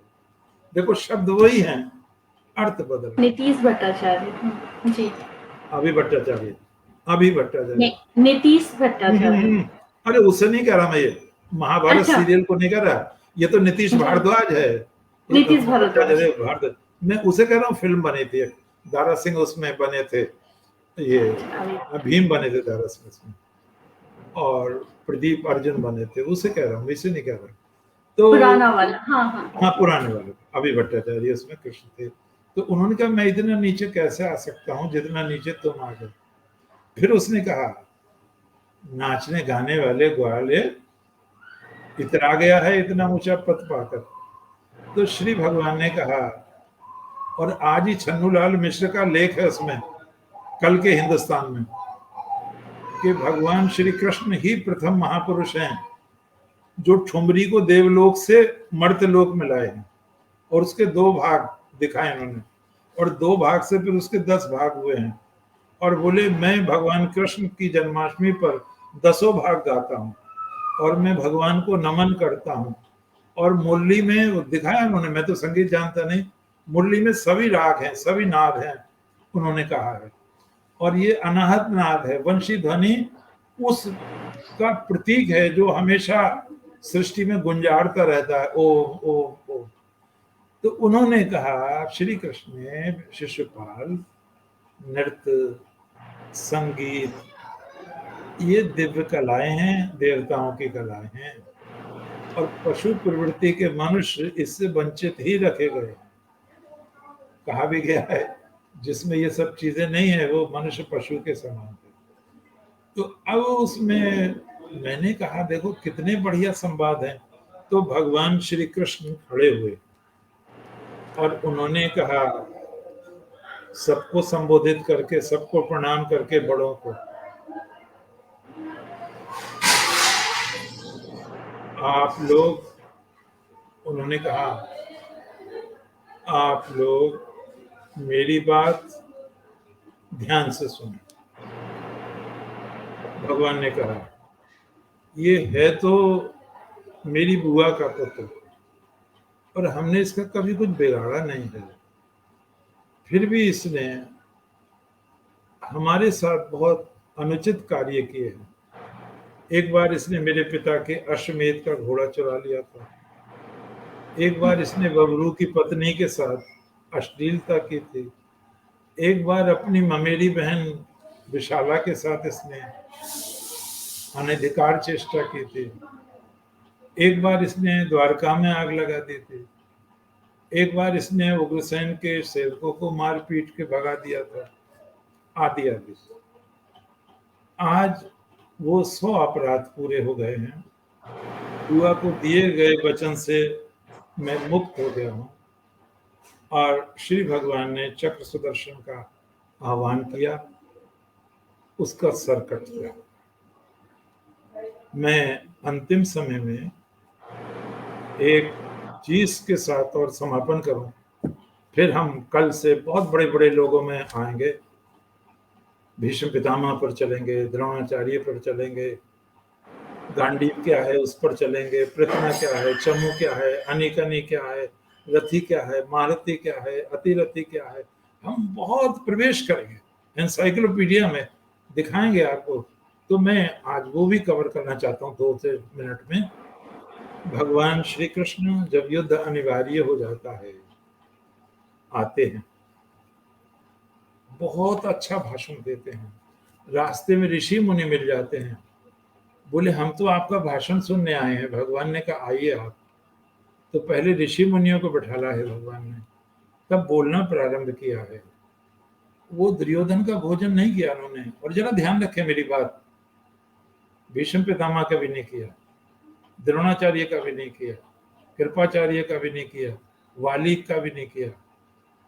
और क्या शब्द कहे, उन शब्दों को ध्यान रखें। हम लोग कहीं भी नाश्ता कर लेते हैं, किसी का भी भोजन कर नहीं करना चाहिए। अगर हम साधना कर रहे हैं, हमारा कोई लक्ष्य है, तो हमें एक तो अखबार पढ़ना छोड़ देना चाहिए। इसमें गंदी बातें ज्यादा हैं, अच्छी बात कोई कोई मिलती है। दूसरी बात, हर एक का नाश्ता नहीं करना चाहिए, हर एक का भोजन नहीं करना चाहिए। भगवान ने कहा दुष्टा भी संहितम अन्नम, मैं दुष्टता से सना हुआ अन्न नहीं खाता हूं। ये बुद्धि विकलित कर देती है। जैसा खाओ अन्न वैसा बने मन। यहाँ मेरी दृष्टि में विदुर का अन्न ही निर्दोष है, और मेरी बुआ भी वहीं रहती है। मैं वहीं शयन करूंगा, वहीं भोजन ग्रहण करूंगा। आप लोगों ने मेरा स्वागत कर दिया, आप लोग अपने अपने घर जाएं। बहनों और भाइयों, भीष्म पितामह, द्रोणाचार्य, कृपाचार्य को ये सोचना चाहिए था, जो मनुष्य के रूप में ईश्वर है, उसने तुम्हें क्यों तिरस्कार कर दिया? क्योंकि तुम धर्म का पक्ष नहीं लेते हो, अधर्म का पक्ष लेते हो। बच्चे जलाए जाते हैं माता सहित, जहर दिया जाता है, दुष्टता की बातें होती हैं।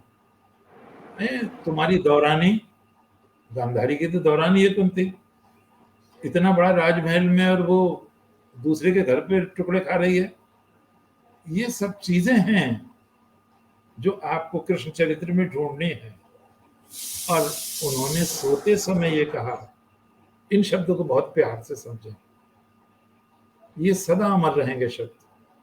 विदुर जी ने कहा मेरा पांडवों से जैसा प्रेम है, आपसे प्रभु उससे भी ज्यादा प्रेम है। मैं धर्म, नीति, दृष्टि, सब दृष्टि से आपको प्रमाण मानता हूं। आपको तो बृहस्पति भी उपदेश नहीं दे सकते, मेरी तो क्षमता क्या है। फिर भी मुझे कुछ कहना है। श्री भगवान ने कहा अरे चाचा जी, आप पूज हैं, मेरे पितृव्य हैं, आप आदेश करें। कृष्ण, तुम्हें यह नहीं आना चाहिए था। देखो सोते समय करें, तुम्हें यह नहीं आना चाहिए था। श्री भगवान ने कहा क्यों? बोले उसे यह अभिमान है, भीष्म, द्रोण, कृपाचार्य, अश्वत्थामा, कर्ण के रहते हुए मुझे कोई भी परास्त नहीं कर सकता। तो भगवान ने कहा यह तो मुझे पता है, एक और भी संभावना है। उन्होंने कहा, श्री भगवान ने कहा उसे भी बताएं, आपका अपमान किया जा सकता है। श्री कृष्ण का मैं मान अपमान से ऊपर रहता हूँ, मैं इस बात का ख्याल नहीं रखता, इसकी संभावना पता है मुझे। अब विदुर जैसा महाज्ञानी, विदुर नीति बहुत प्रसिद्ध है, जब विदुर पे बोलूंगा तो बताऊंगा उनकी नीति, बड़ी बढ़िया पढ़ाते हैं, कभी तो विश्वकोश है ये। तो उन्होंने कहा, विदुर सोचने लगे कि मैं तो अपने को ही ज्ञानी समझता था, ये देखो क्या कह रहे हैं, मुझे पता है। फिर उन्होंने कहा माधव एक और संभावना है। प्रभु ने कहा आप बताएं चाचा जी, आप बताएं। आपको कैद किया जा सकता है। श्री भगवान ने कहा ये भी मुझे पता है। अब आप देखें, जरा विचार करें, स्तर देखें भगवान का। तब आप क्यों आए हैं?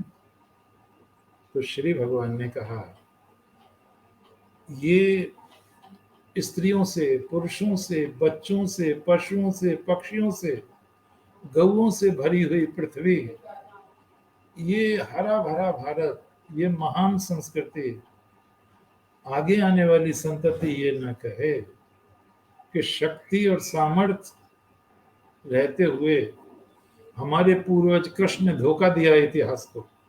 उन्होंने कोई प्रयत्न नहीं किया। मैं यद्यपि पांडवों का ममेरा भाई हूं, लेकिन मैं दिल से चाहता हूं युद्ध ना हो। और उन्होंने कहा था, करुणाम पांडवानाम च क्षमा स्यादिति भारत अपना शेन वीरा नाम एतद याचितुम आगता। मैं झोली फैलाकर भिक्षा मांग रहा हूं, कौरव और पांडवों के रक्त की एक बूंद गिरे, शांति स्थापित हो जाए। ना गिरा कोई बूंद। राजा लोग खा पीकर, मालाएं पहनकर, हंसी खुशी वापस चले जाएं। लेकिन वो नहीं माना दुष्ट। और हर युग में एक दुष्ट होता ही है। जैसे देश के टुकड़े कर दिए, नहीं माने लोग, बहुत समझाया। तो भगवान की वो नौबत आ गई जिसको उन्होंने सावधान किया था। भगवान ने कहा, देखो, एक मित्र का कर्तव्य है, अगर दलदल में फंस रहा हो तो उसे चोटी पकड़कर भी खींचना चाहिए। तो मेरा कर्तव्य है राष्ट्र को बचाना, भारत को बचाना।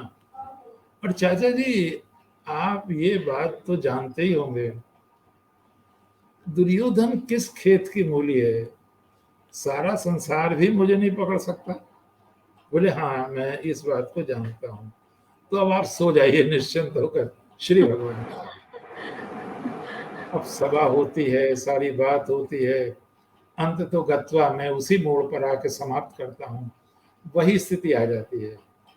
श्री कृष्ण ने कहा, तदेकम कुलार्थे पुरुषम ग्रामस्य अर्थे कुलम त्यजेत, ग्रामम जनपदस्य अर्थे आत्मार्थे पृथ्वीम त्यजेत। हे महाराज धृतराष्ट्र, हे महाराज भीष्म, हे गुरु द्रोण, आचार्य कृप, वालिक, आप ध्यान से सुने। त्यजेकम कुलार्थे, कुल की रक्षा होती हो एक दुष्ट को त्याग के, तो दुष्ट को त्याग दो, कुल की रक्षा को। ग्रामस्यार्थे कुलम त्यजेत, कोई कुल दुष्ट हो, ग्राम को हानि पहुंचाता हो, गांव में छोड़ो, उस कुल का त्याग करो। और फिर कहते हैं ग्रामम जनपदस्य अर्थे, जनपद राज्य पर संकट हो, गांव को छोड़ दो, राज्य को मत छोड़ो। आत्मार्थे पृथ्वी त्यजेत, आत्मा का हनन होता हो, धर्म से हमें कोई दूर करता हो, परमात्मा से दूर करता हो, मानव मूल्यों से दूर करता हो, तो सारा धन धरती धाम ठुकरा देना चाहिए। ये मेरा सिद्धांत है। और आप कैद कर लें दुर्योधन को, जयद्रथ को, कर्ण को, दुशासन को, शकुनी को, और बांध के सौंप दें युधिष्ठिर को। अब इसने, दुशासन ने कान में कहा कर्ण इसके, दुर्योधन के, भैया उठो, जल्दी उठो, कृष्ण की वाणी में सम्मोहन है, जादू चल गया तो हम कैद कर लिए जाएंगे। ये सब वहां से आ गए। इन्होंने कहा कृष्ण को ही कैद कर लो, तब पांडव ऐसे हो जाएंगे जैसे सांप के दांत तोड़ दिए गए हों। और भगवान के साथ द्वारका से सात्यकी और कृतवर्मा आए हुए थे। कृतवर्मा ने ये बात सात्यकी को बताई कि सेना आ गई है, चारों ओर से घेर लिया है हमें। भगवान के साथ भी सेना है, 500 हाथी हैं, 1000 घुड़सवार हैं, 1000 पैदल हैं। तो उसने कहा, तो सात्यकी ने कहा, आप अपनी सेना कवर कर दो इनके पीछे, युद्ध करेंगे और मैं भगवान को बताता हूं। सात्यकी ये सूचना लेकर अंदर आए और धृतराष्ट्र से कहा, महाराज धृतराष्ट्र, आपके मूर्ख पुत्र श्री कृष्ण को कैद करना चाहते हैं। और ये इस तरह का आचरण है जैसे कोई बालक, कोई जड़, कोई मूर्ख वस्त्र में अग्नि को बांधना चाहे। क्या ये संभव है? धृतराष्ट्र घबरा गया और तब श्री कृष्ण ने कहा, महाराज धृतराष्ट्र, आप बुलाओ दुर्योधन को, कर्ण को, दुशासन को, शकुनी को, जयद्रथ को, मुझे कैद करें। फिर देखो मैं उन्हें कैद करता हूं या वो मुझे कैद करते हैं। आज ही मैं उस स्थिति को पहुंचा दूंगा, न रहेगा बांस न बजेगी बांसुरी। घबरा गया बुढ़ा, घबरा गए लोग जो थे, भीष्म घबरा गए, द्रोण घबरा गए।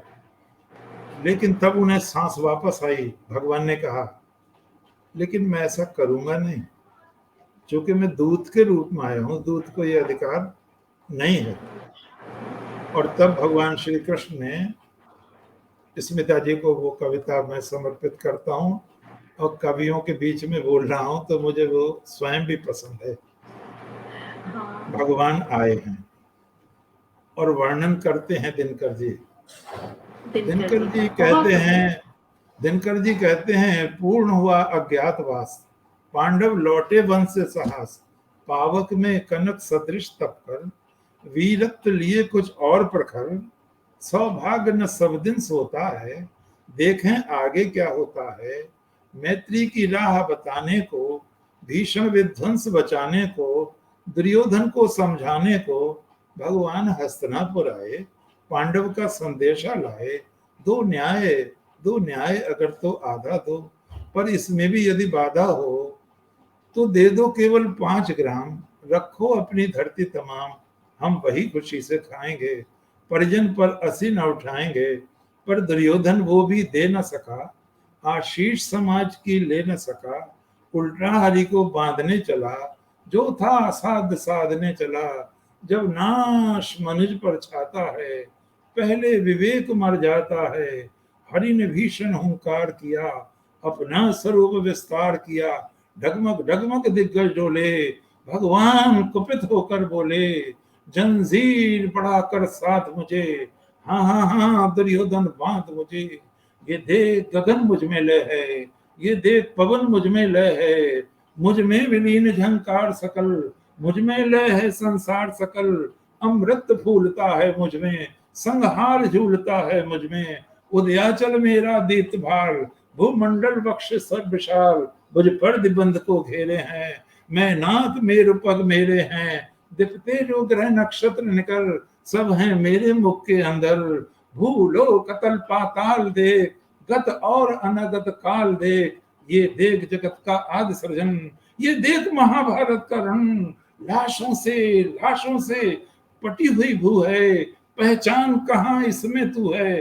अंबर में कुंतल जाल देख, पद के नीचे पाताल देख, कृष्ण का स्वरूप विकराल देख। सब जन्म मुझी से पाते हैं, फिर लौट मुझी में आते हैं। जिव्या से करती ज्वाल सघन, सांसों में पाता जन पवन। पड़ जाती मेरी दृष्टि जिधर, हंसने लगती है सृष्टि उधर। मैं जब भी मूंदता हूँ लोचन, मैं जब भी मूंदता हूँ लोचन, छा जाता चारों ओर वरण। बांधने मुझे तो आया है, जंजीर बड़ी क्या लाया है।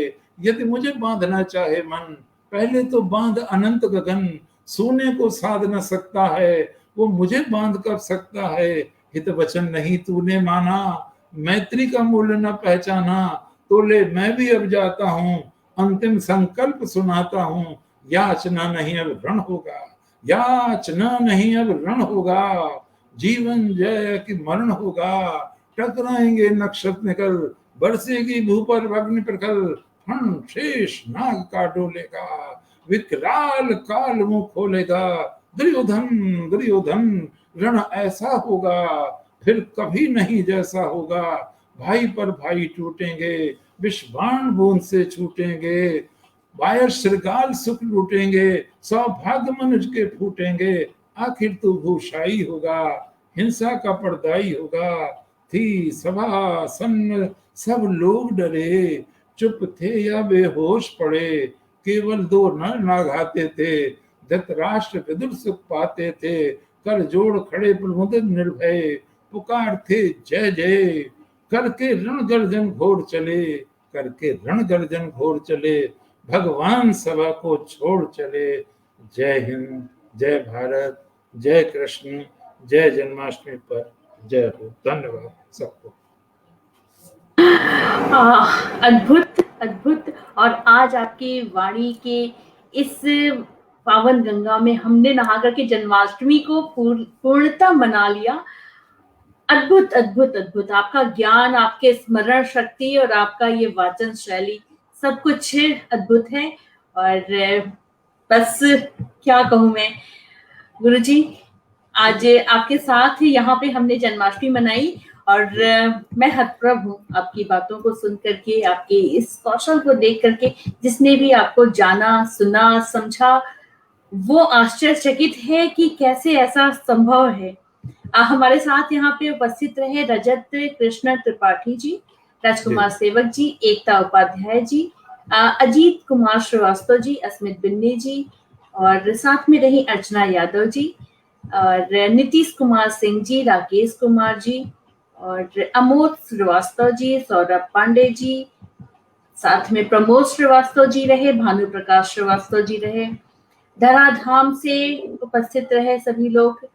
तो सभी को जन्माष्टमी की हार्दिक शुभकामनाएं। और कोई भी पर्व मनाना हो तो मुझे लगता है कि ज्ञान की गंगा में डुबकी लगा करके उसके ऐसे किसी ज्ञानी पुरुष या उस सानिध्य में बैठ करके कुछ चंद बातें सीख सकें अगर हम, तो इससे अच्छा और कुछ नहीं हो सकता है किसी भी पर्व को मनाने का।